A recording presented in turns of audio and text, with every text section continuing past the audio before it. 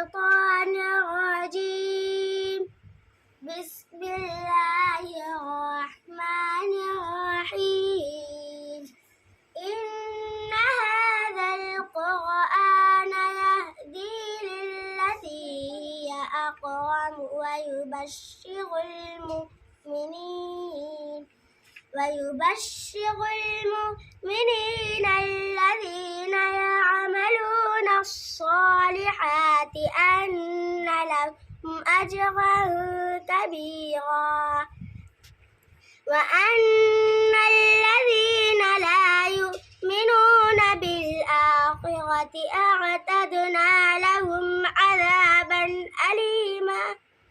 ويدعو الإنسان بالشر دعاءه بالخير فكان الإنسان عجولا.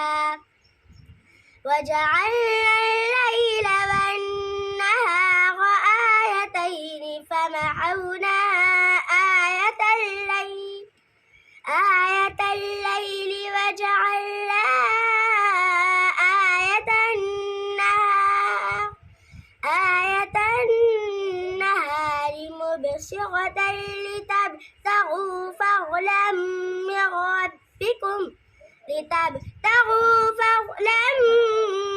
ربكم ولتعلموا عدد السنين والحساب وكل شيء فصلناه تفصيلا.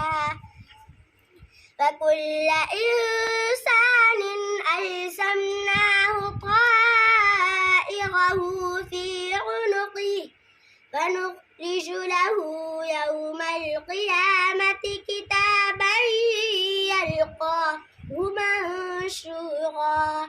اقرأ كتابك كفى بنفسك اليوم عليك حسيبا. صدق الله